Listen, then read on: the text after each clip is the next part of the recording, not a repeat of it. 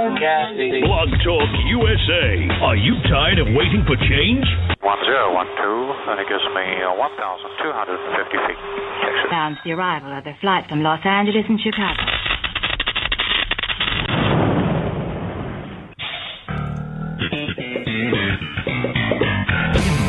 Explosion. And welcome, everybody, to this Thursday, April 28th, 2016 edition of TNZ Talk. I'm Tony Trupiano. We'll get to Richard Zombeck in just a moment. Well, yes, we were off yesterday. Yes, we have primary results to talk about. Yes, it was an insane day. But we thought that we would torture you to begin the show by offering this little ditty by one Carly Fiorina. Ted and Heidi and Caroline and Catherine.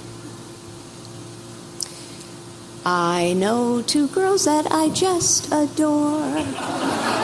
I'm so happy I can see them more. 'Cause we travel on the bus all day. We get to play. We get to play. I won't bore you with any more of the song. But they have 4 verses, Caroline and Catherine. Love you, girls. Okay, welcoming my radio partner, Richard Zombeck, to the show. As we now know, Carly Fiorina, amongst the many talents she has, making up little children's songs. Now, my question to you, Z, is very simple. She talked about 2 girls, but she mentions 3. Which one is she excluding? Dude.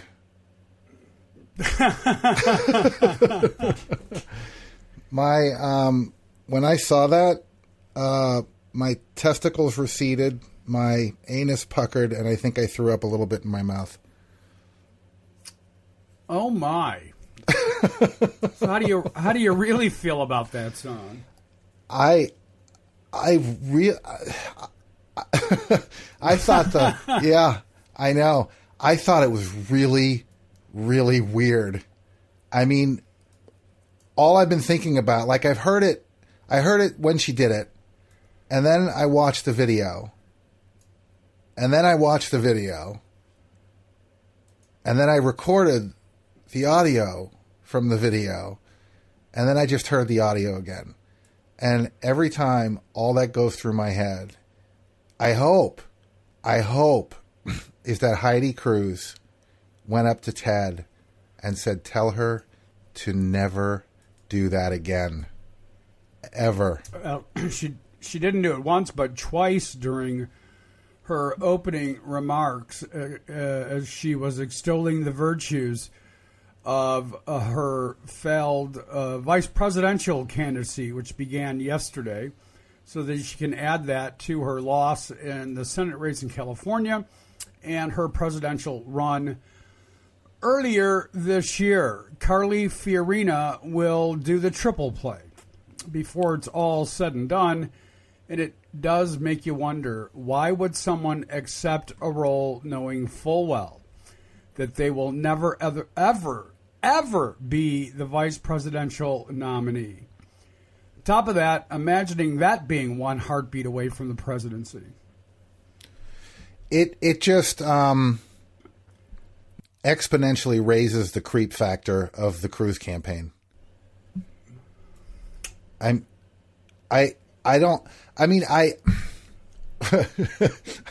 If he couldn't have picked anyone else that lies more than him.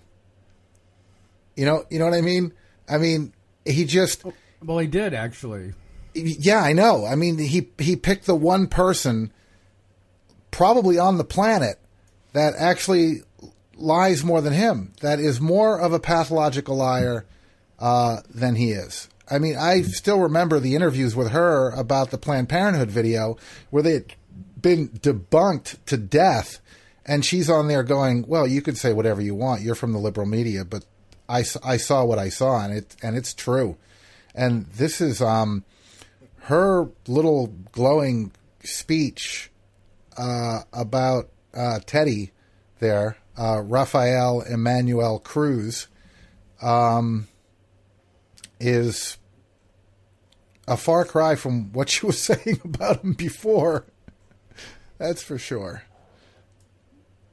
Well, no question about it. Let's back up, because we weren't live yesterday, or on Memorex for that matter, and talk about the primaries of Tuesday, of which Donald Trump, of course, swept all 5.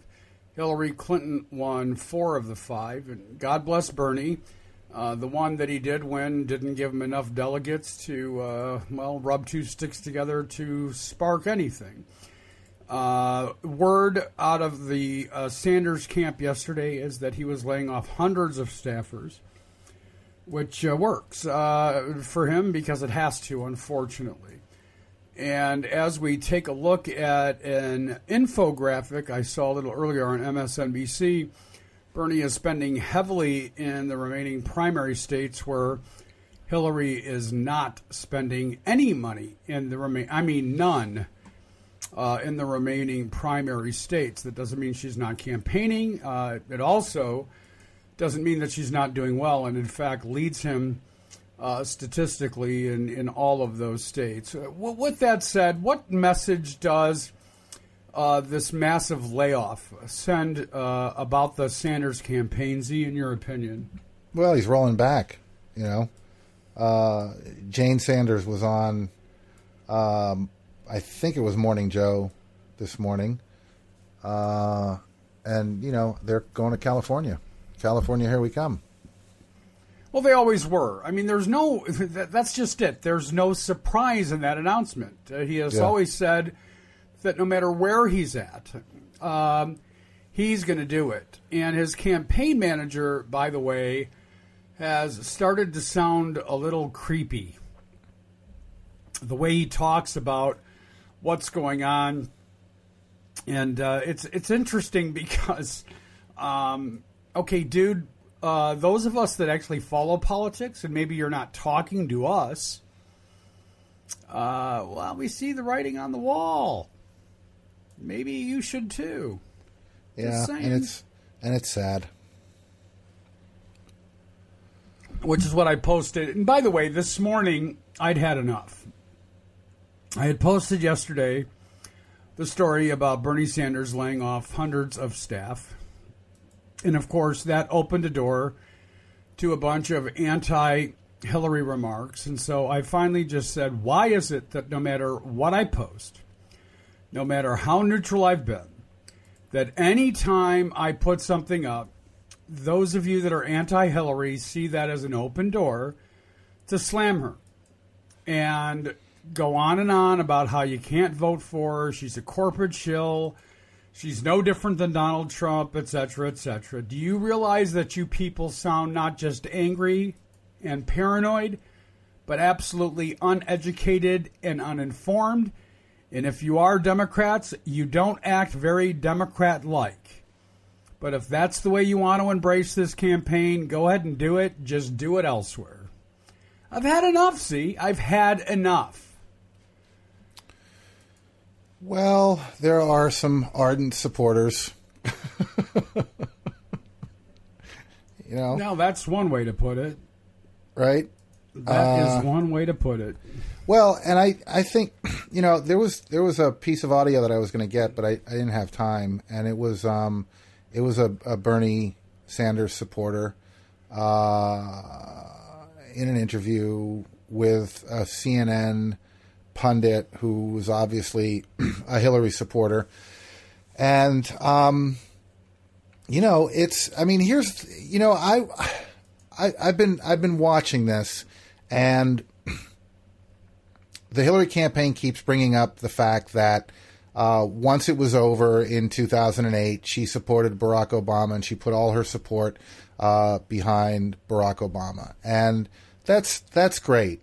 But, I wonder sometimes if that is supposed to be expected, because Bernie is really running a totally different campaign and a totally different vision, and his supporters are behind him because of his vision. I understand the need to not have Trump or Cruz or whatever idiot they put in on the right, but the fact of the matter is that the people who are supporting Bernie are people who haven't participated in the election process, either in a very long time or ever, and they're seeing a totally different message, one that Hillary Clinton does not convey.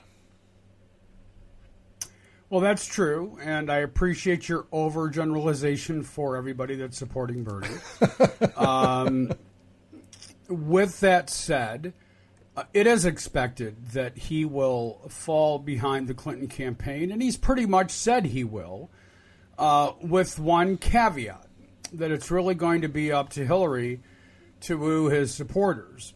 Now, that doesn't mean that he won't encourage them to do it. You and I have both had the discussion earlier this week on Monday's show, speculating as to how much of a power broker he will be at the convention. And the reason he's staying in is the more delegates that he has, the more power that gives him going into the convention. That's just the way it works. And I'm fine with that. You know, interestingly enough, the same people that bitch about the rules, well, that's one of the rules that they aren't bitching about. And that's okay. I'll remind them when the time comes that you can't pick and choose which rules you like and don't like and expect me to take you seriously without getting overly angry. And I am starting to boil over on this issue. Are you okay beeping something?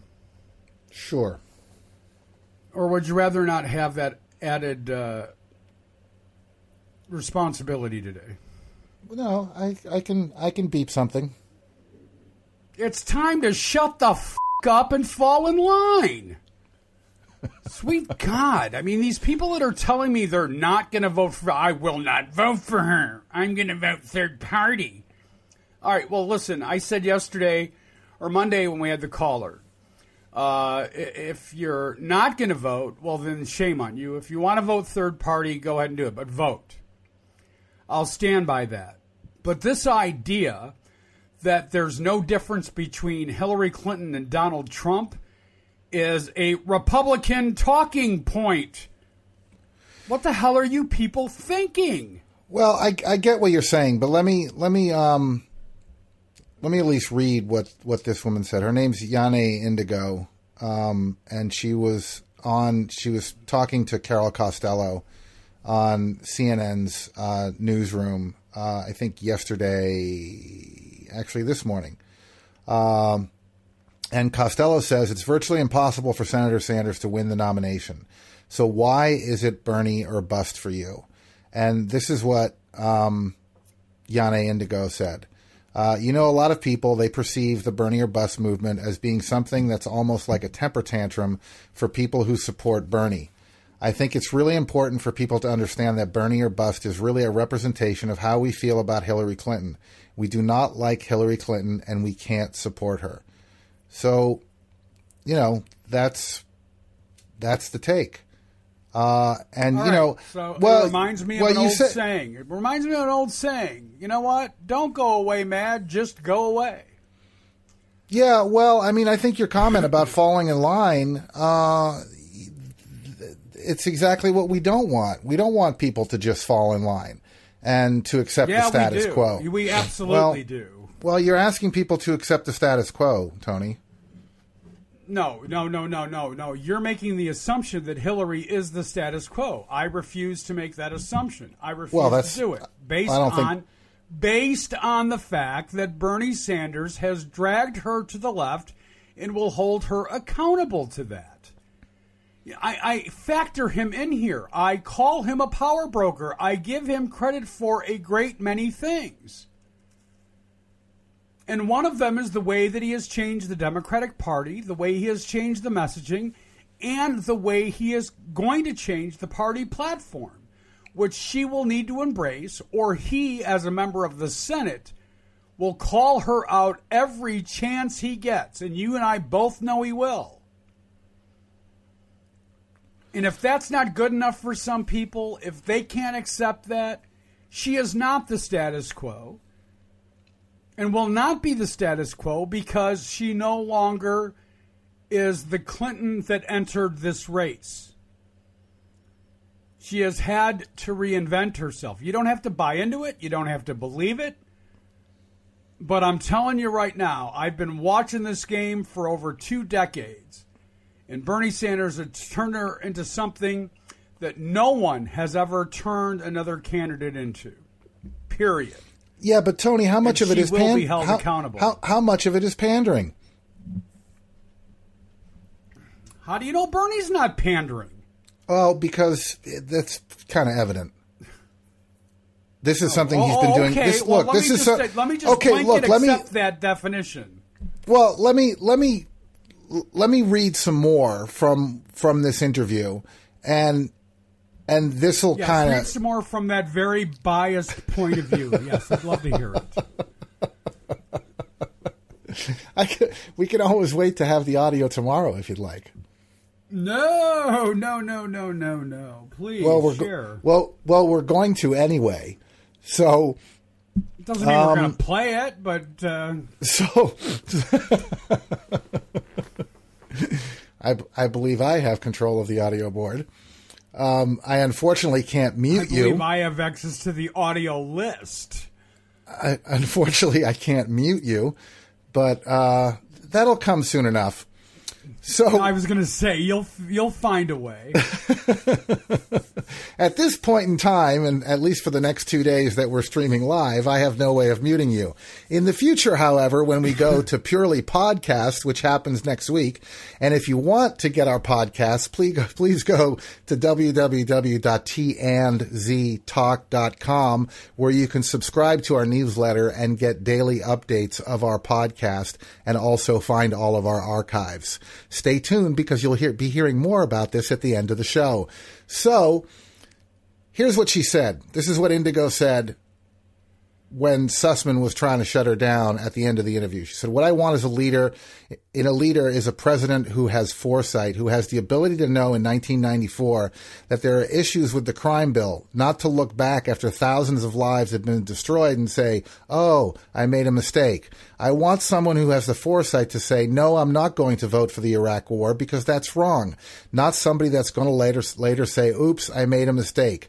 I don't think our country can afford the mistakes that come with hindsight. They want the foresight to make the right decisions in the beginning. That's what she said. Well, where do you want me to begin with that? 1994, Hillary Clinton wasn't president. Voting for the Iraq war was based on a series of lies that she wasn't the only one that fell for. She has, again, apologized for that vote, and I realize you can't change and can't undo what you did, but at least she doesn't hide behind some false excuse. She just says it was a mistake, shouldn't have done it, apologize for doing it. And, what else can be said? Senator Sanders was asked during a town hall meeting not long ago, have you ever made a vote that you regretted later on? He named 3 pieces of legislation. I don't remember what they were. But at the end of the day, there isn't a lawmaker built that hasn't voted for something they wish they could take their vote back on. So as much as I appreciate this Bernie bro or Bernie bra, what do they call women Bernie bros? No idea. Do you know? Okay. Well, anyway, as much as I appreciate her passion, I also recognize her bias. And I'm just going to leave it there for now because you and I could do this all day. The bottom line is the Bernie Sanders campaign did make a decision to lay off hundreds of staffers, not because he's winning and not because he's going to win the nomination. They did it because they know he's going to lose.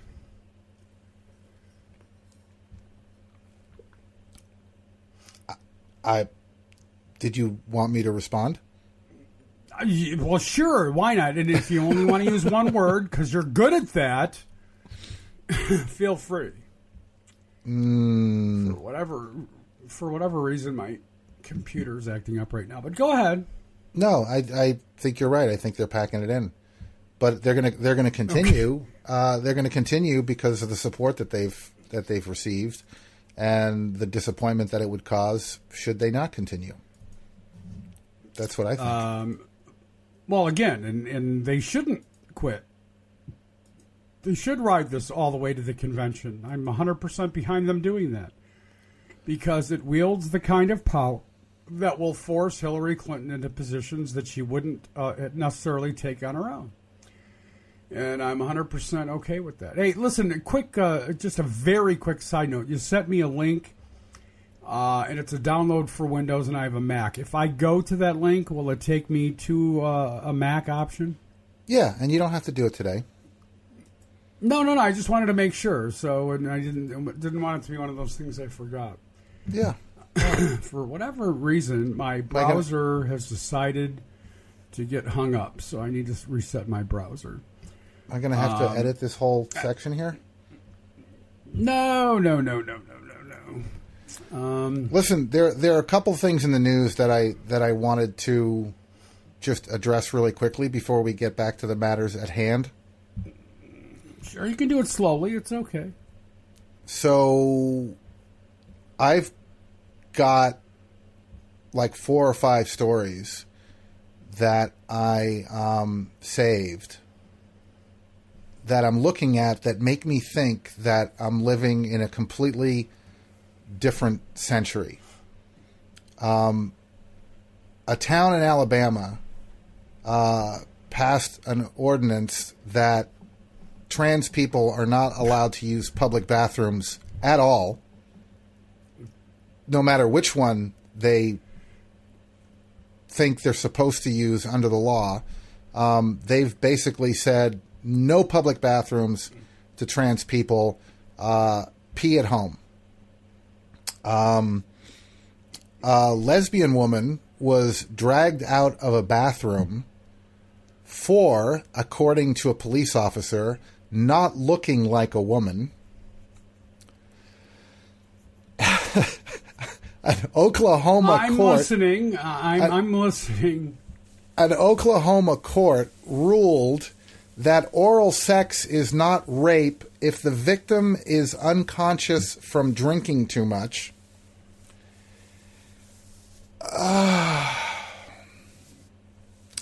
And a substitute teacher in Michigan, Allison Wint, was fired while she was teaching in an art class about Georgia O'Keeffe for using the word vagina. Got a lot of traction out of that one yesterday. I mean, and what? Can I follow that up? Can I follow that up? The superintendent of that school district said that that's not why she was fired. She was fired for, quote-unquote, other reasons, but failed to, of course, disclose what those other reasons were. Well, but they're not afraid of controversy and will address it head on. Well, I mean, apparently there's a public policy that she wasn't aware of. And 2, more to the point is, how can you discuss Georgia O'Keeffe's paintings without talking about vaginas? Well, I've got to tell you that of the 40-something people that shared that post yesterday that I put up, of the dozens of comments, not one of them said, Tony, they were middle schoolers. Nope. Most people said, oh, the principal was just being a dick. You get the reference, of course. Yeah. And it goes on from there. Interestingly, in the public policy you talk about was actually a school policy that says you have to get permission to use anatomically correct words for sexual parts in the classroom. So you need permission. So let me guess how this goes. You go to the principal's office and you say, I'd like to utter the word vagina. Where's the paperwork that I fill out to do that? Now, interestingly, a couple years earlier than that, and I think I've shared this with you before, there were a couple state lawmakers, female, who uttered the word vagina on the House floor of the state capitol and were told the next day that they were being punished by not being allowed to speak for 2 days on the House floor. That's how the adults in the room act when it comes to saying vagina. Yeah. Now, you tell me in what universe, either real or imagined, that anybody would find that acceptable, even a conservative Republican. Or as one person pointed out in a comment on my Facebook page yesterday, well, maybe it's just my parents, but they taught me about vaginas and penises when I was 5 years old, and they used the words vagina and penis. I survived it just fine.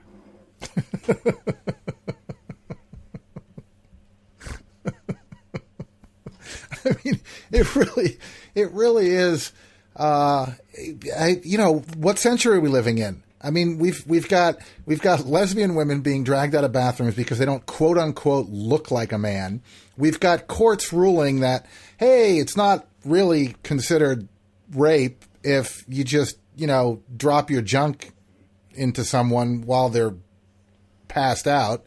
Where does consent come in that? I mean, there's just so much here that it's almost mind-bogglingly ridiculous that this is actually the 21st century, and it feels like we're going back to some like weird medieval time where we're going to burn witches, which wasn't even medieval times. But but let's go back to John Kasich's comment last week that the best way to avoid being raped is don't go to parties where there's alcohol.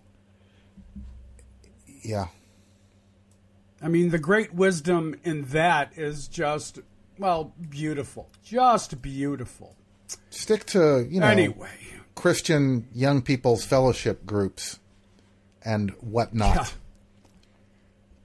You know what? I have this feeling, and I don't know what gives me this feeling, that even conservative Christian Republicans have sex, usually with people of their own sex, but maybe not usually, but Dennis Hastert was convicted or sentenced yesterday to 15 months, not years, months in jail for bank fraud, which was, of course, about a cover-up of having illicit molestation of children and paying off these young people to the tune of $3.5 million, but got a whopping 15 months. And you know what made me actually laugh?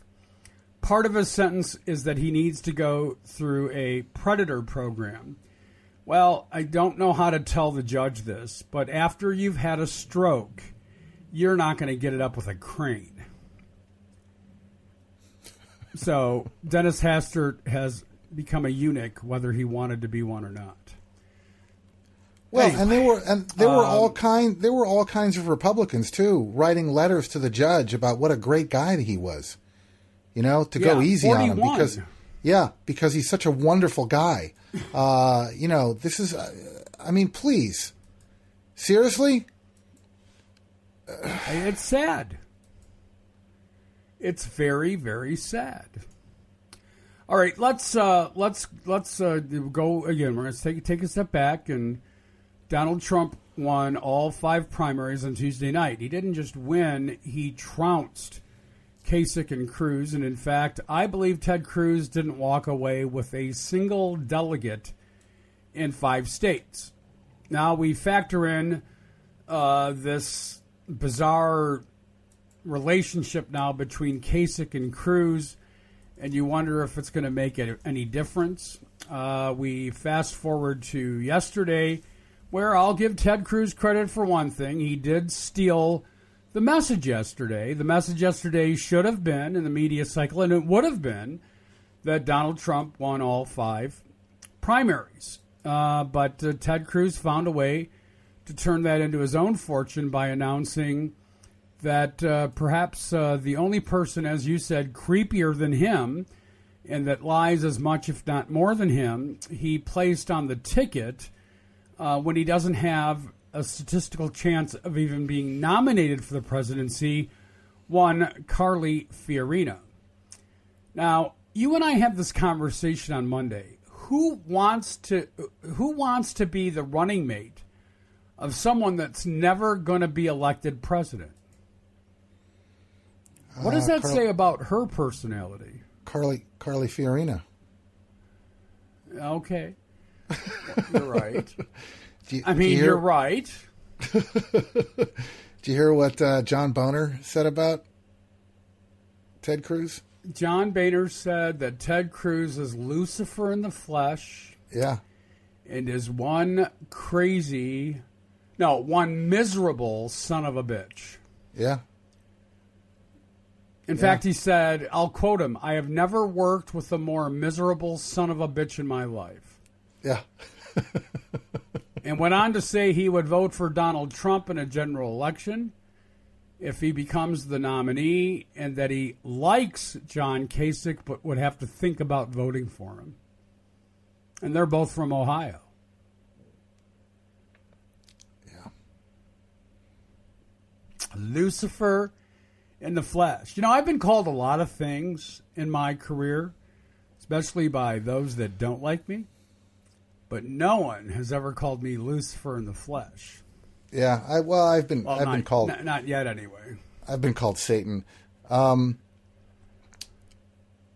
and then he went on to talk about Clinton and the ongoing FBI investigation.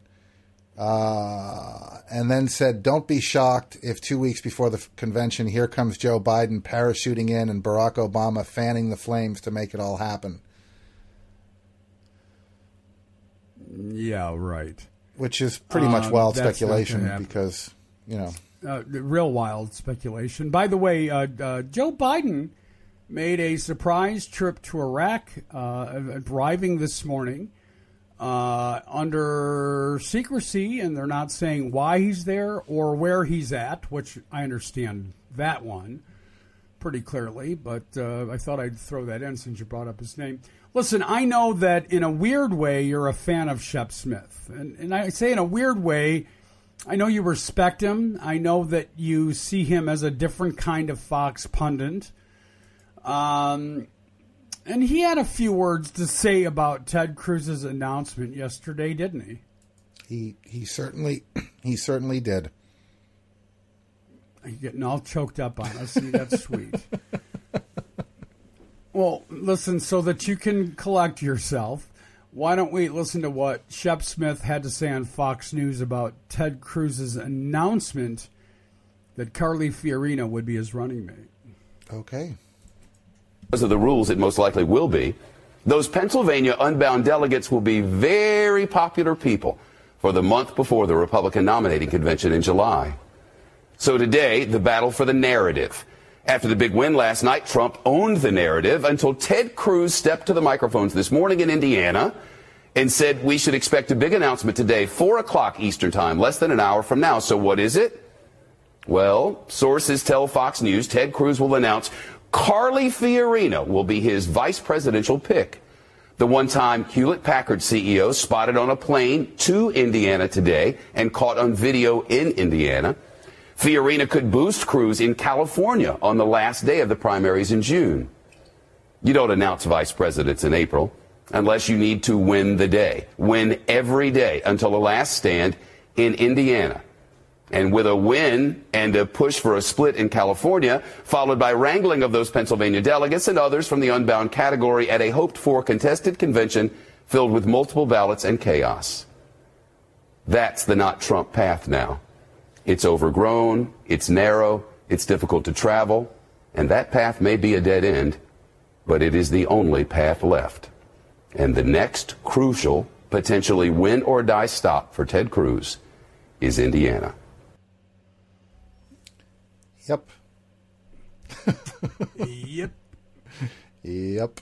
Well, interestingly, Trump is polling better in Indiana than Cruz is. Yesterday, and don't make light of this, I know you're not a big sports fan, but former Indiana Hoosiers basketball coach, oh my God, Bobby Knight, endorsed Donald Trump.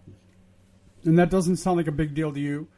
It is in Indiana. It's a huge I know it's deal a big deal. where basketball, Yeah, basketball is bigger than God in a very conservative state. And I'm not joking. Basketball is bigger than God. Interestingly, during the announcement yesterday, it took Ted Cruz 45 minutes to introduce Carly Fiorina to the audience. Not that everybody and their brother didn't know what he was doing, because they did. They were actually holding Cruz Fiorina signs at the time, because they just can't get their stuff together and do this thing properly. But with that said, when Carly finally got to the mic, well, we already played the song. We're not going to do that again. But she had some nice things to say about Ted Cruz, which was, see, by the way, interesting, because at one point during the campaign, she called him the biggest liar she'd ever known. Yep. Yep. Well, anyway, this is what Carly had to say yesterday about the senator from Texas. No, this is actually the Carly on Ted. Is that the one you're referring to? Yes. No, this is what she said a couple months ago. This is what she said. See, yeah. And I didn't listen to it because I thought it was from yesterday. So this is what she said a couple months ago. This is what she said a couple months ago during an interview with Megyn Kelly from Fox. And breaking tonight, a popular conservative radio host in Iowa now apologizing after getting major pushback on social media and from his wife for a sexist tweet he sent out during last night's debate, mocking Republican presidential candidate Carly Fiorina as going, quote, full V-word in her opening remarks. Carly Fiorina is here. She's the former CEO of Hewlett-Packard. Carly, good to see you. So, I guess you have to blow this off. You have to act like this doesn't bother you. You have to, I'm sorry to even ask you to respond to this, but it's like over and over, people take these sexist shots at you. Well, I've been called the B word, so now I guess I'm going to be called the V word. What's amazing to me is I told an American story last night in my opening comments. I told my story, just like every other candidate has told their story. Mm-hmm. So it's inexplicable to me why this major surrogate of Ted Cruz thought that was playing the V card. But the more important point is this. This gentleman is more than a radio show talk host. He is a major surrogate for Ted Cruz and a major endorser. And this is why Ted Cruz cannot possibly beat Hillary Clinton. Well, because, is he responsible for everything his surrogates say? Well, this is a major member of Ted Cruz's campaign. Ted Cruz relies on him to speak for him. In fact, he was speaking for Ted Cruz last night. So this is the Cruz campaign. And I think we need to be realistic about what we're going to face with Hillary Clinton. You know, you have something in common with her in that regard. And that's probably the only thing. That will probably conclude the list of things you have in common. But she's going through some sexist attacks, and we'll go through more. And you are, too. And I know viewers, they don't want to hear it. It's like, okay, whatever. Everybody's got their troubles. But it is a recurring theme. Well, yes. Look, I believe in meritocracies. I will never ask for people's support because I'm a woman. I will ask for people's support. I believe I'll be the nominee because I think the more people hear, the more they realize I am the most qualified candidate to beat Hillary Clinton and to become president of the United States. Because you're strong, because you're fiery, not because you're actually I'm very proud to be a woman, and 53% of our nation are women. And again, we're not allowed to say vagina. Well, wait a minute. So that's where I was about to head, and I don't mean to sound so naive, but how do you call somebody the V word? Well, and he didn't, right? I mean, what he said was she's playing the vagina card. That's what he said. He didn't call her a vagina. I mean, she conflated that. I was going to say. She conflated that. All right. You know, there are some other words for vagina that she could be called, but she wasn't called a vagina. All right, fair enough. I was kind of sitting here going, what the hell is the V word then? Yeah. Hey, Tony. Yeah. Vagina. I mean, really? I'm telling. Really? I mean, we're not even dealing with adults anymore. I mean, this is just absolutely pathetic. And, I don't know, oh yeah, no, I'll take your nomination. We're going to have to scrub the internet of every lousy, miserable thing I've ever said about you. But, yeah, sure. Yeah, no, I'd love to be VP in a campaign that's never actually going to go anywhere because everyone, including your own party, hates you. All right. This is just too weird for words. No, I mean, word. I mean, it really is. I mean, this entire show today has been just weirdness. I mean, it's just, there's no other way to describe it. It's just the news that's around is wrong. Just wrong. That's a good word. Just use the word wrong. I don't even know. Instead of effed up or whatever. Yeah, I don't even know where to start. I mean, where are these people coming from? It's just absolutely amazing. Amazing's a good word for it. Okay. Well, before we move on to Donald Trump's speech yesterday on foreign policy, which was fabulous, we'll by the way. In a moment. I need to tell a personal story. So you had an obligation yesterday. I decided to take the day off because I haven't had a day off in literally weeks. So my sister asks me to stop and pick her up a pack of cigarettes on my way back from running some errands yesterday. And only in my world does something like this happen. So I stop at this gas station, and they have two doors that work. One pushes in, one comes out, right? And only one of them was unlocked, and it was the door that pushes out.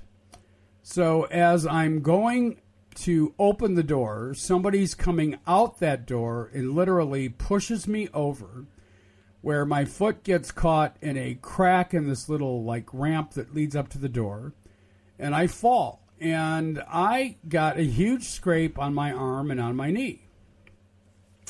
The person that actually did this looks at me laying on the ground. My glasses came off, the whole 9 yards. I mean, he hit me pretty hard. And looks at me and says, "You okay?" I said, "Well, I'm not sure." And he walked away.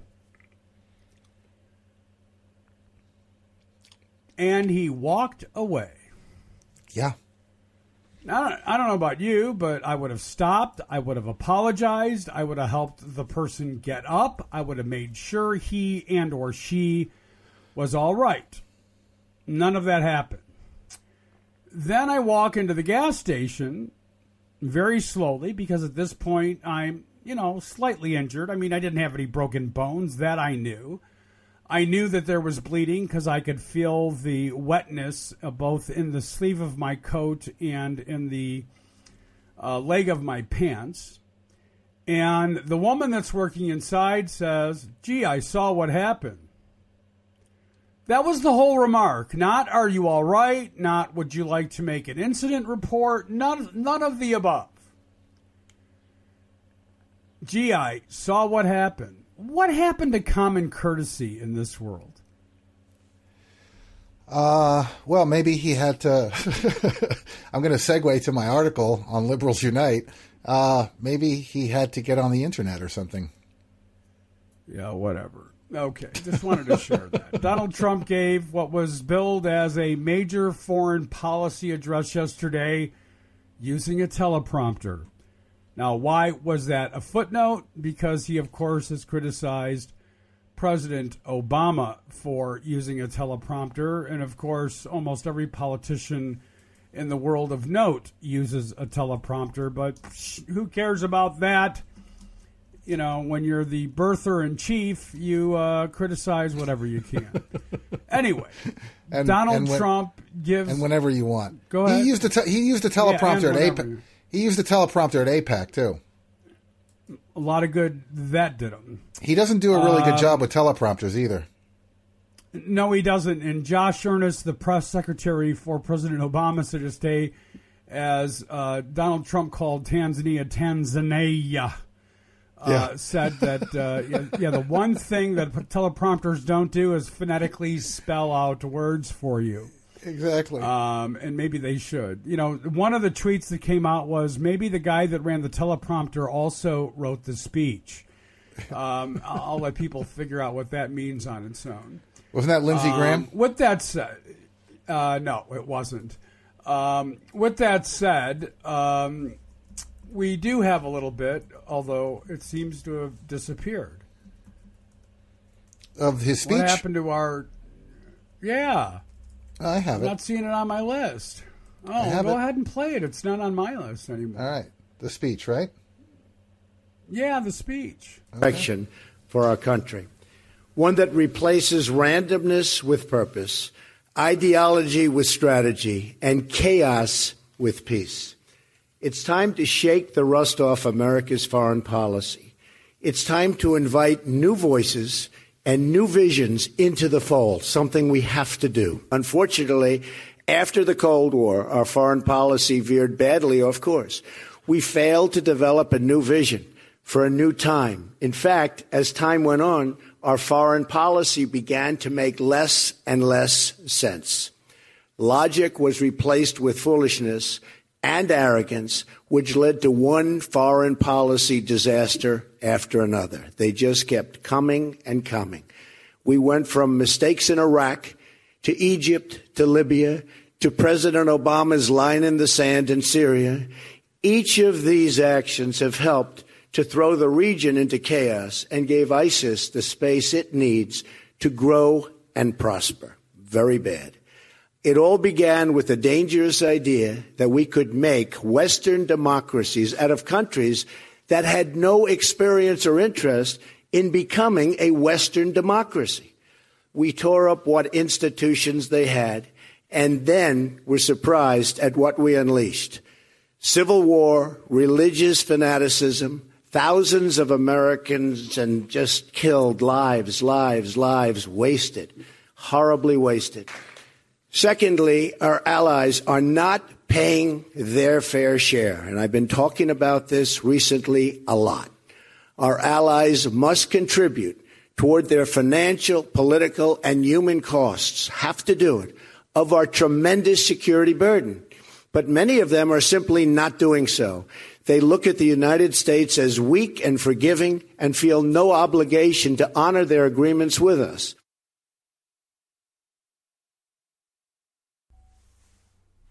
Okay. There it is. The Donald.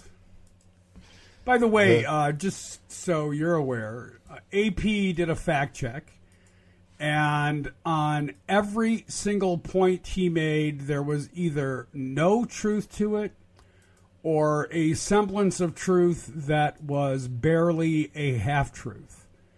One of the things he talked about was ISIS controlling the Libyan oil production and pipelines, and 100% wrong. ISIS has been targeting the Libyan oil fields, but by no measure do they control it or are they profiting from it, as Donald Trump would like us to believe. I could go on. I'm not going to go through the whole thing. I think, and maybe I'm wrong, and you'll correct me as you do if I am, that the Associated Press is a pretty sterling news source. Oh, yeah. Yes? Yeah. Did you have to think about that? Hold on, because what I was trying to find while you were talking, and I was trying not to answer your question, was Lindsey Graham during the foreign policy speech did in fact tweet. He said, question number 1 for Trump: are we sure the guy running the teleprompter has the pages in the right order? Question number 2: did teleprompter guy actually write the speech? And my favorite, not sure who's advising Trump on foreign policy, but I can understand why he's not revealing their names.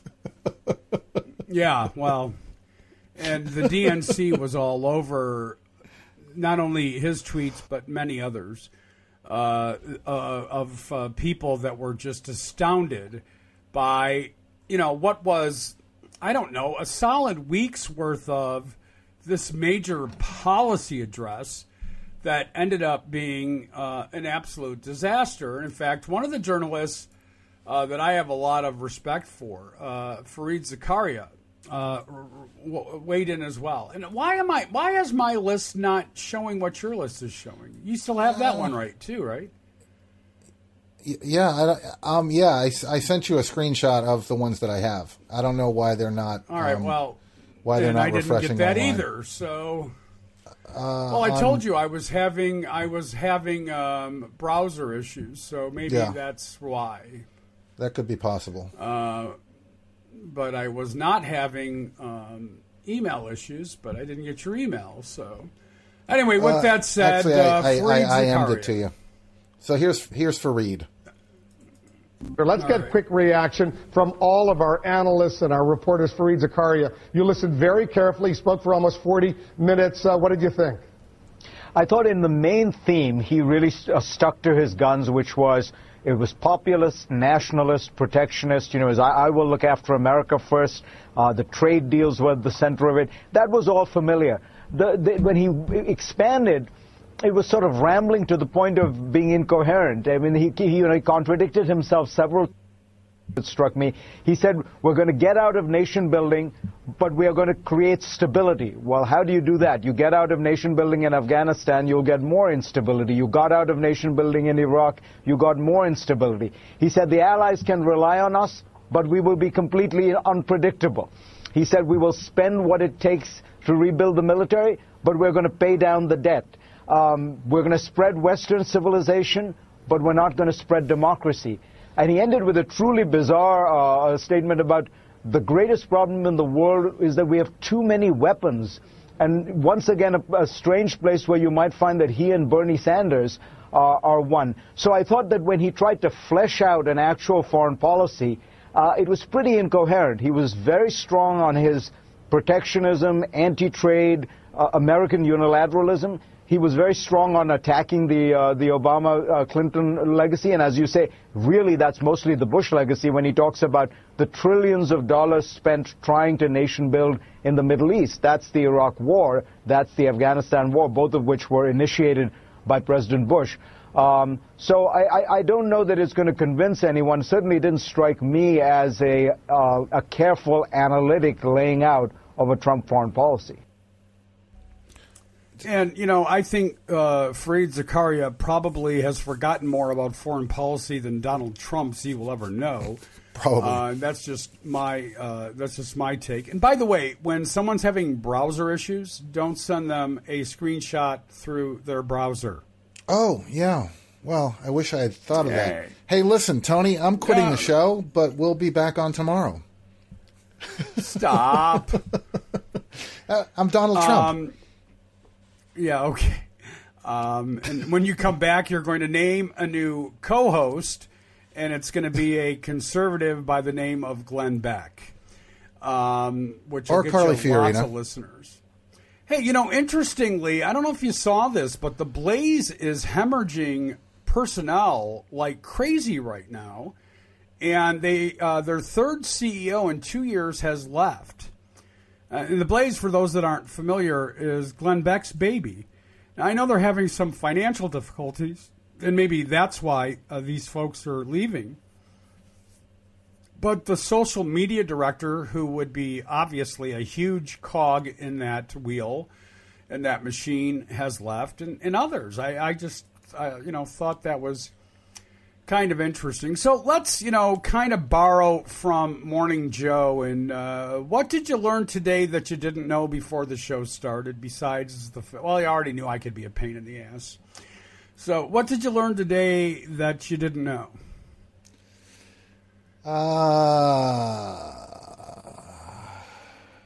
What? Tony? Absolutely nothing. I know it all. That's right. I learned absolutely nothing. I learned that there are two conservatives, or at least conservative representatives that I like, and that's no, that's nothing new. Shep Smith and Lindsey Graham. I really have, throughout this whole process of this latest campaigning season, have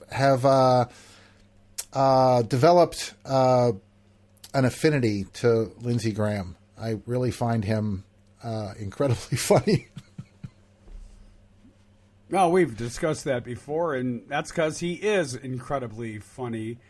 And in fact, I remember you playing a piece of audio that you found somewhere where he said, I know I'm here today because I'm supposed to be funny, but it's kind of hard to be funny when Donald Trump is doing as well as he is, which is true, by the way, and is still true, and is very true.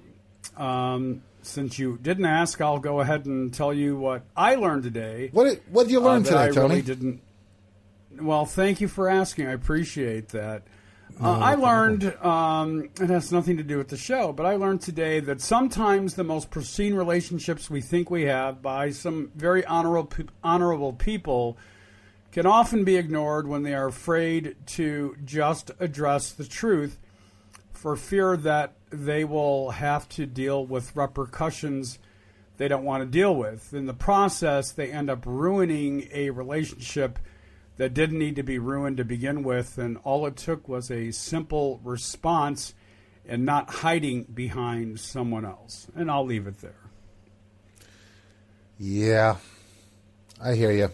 Yeah, disappointing. Very disappointing. Anyway, we have a couple extra minutes, and I'd like to take the time to actually talk about the new format of the show. Well, it's not a new format. It'll be the same show, but it will be podcast only. So for those that may be listening live, all 7 of you, you're going to have to wait for the show to be produced on a daily basis. And we're not necessarily going to have that available to you the same time every day, but you will get it every day. Is that fair enough to say?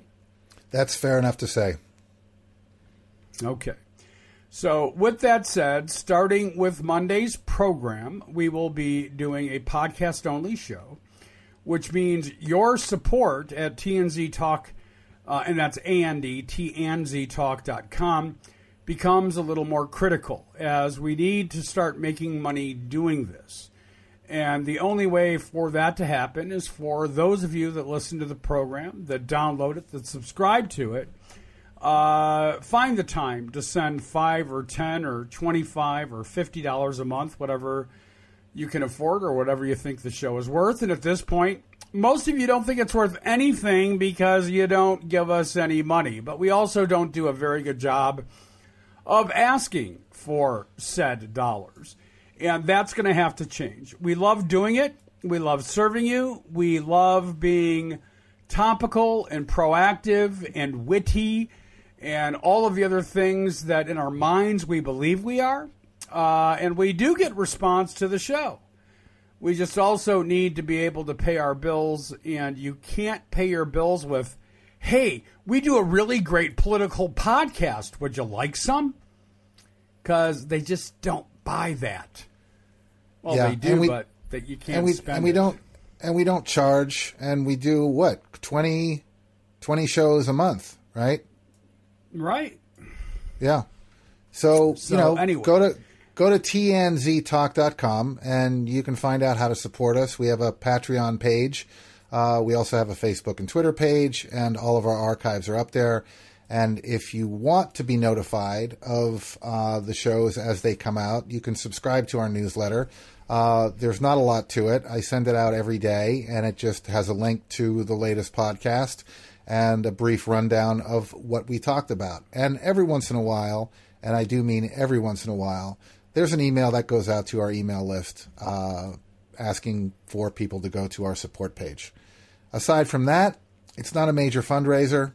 It doesn't happen every day. You will get daily updates about the podcast and where to find it, where to listen to it, how to subscribe on iTunes, Stitcher, any Android app, and even directions on how to rate us on iTunes, because it's so convoluted in the iTunes store that I actually created a video that walks you through the process of going to the iTunes store and rating us and leaving a review, which is also very helpful, by the way. Yeah, well, and again, folks, we do need your help. There's no question that that's true. And if you'd like to contact either Richard Zombeck or myself, if you go to tnztalk.com, there's a link to do that. Z does an amazing job at the website. I don't touch it. He does all that work. He's the one that puts the podcast together every day. He's the one that is really the technical genius behind it, finding all the clever pictures, etc. All I do is show up and do the show. Well, he does let me do the open every day, so there is that. But it certainly doesn't equal out the work he does. Yeah, certainly doesn't equalize the work that he does the rest of the day. Anyway, with that said, I want to thank everybody for being with us today. Again, tnztalk.com. And for Richard Zombeck, I am Tony Trupiano. And as always, we ask that you be well. Oh, yeah. Can you feel it? Just over the credits, just riffing now. Words and chords. Not the poetry and the real thing, but not bad for an ad-lib. Not good, but...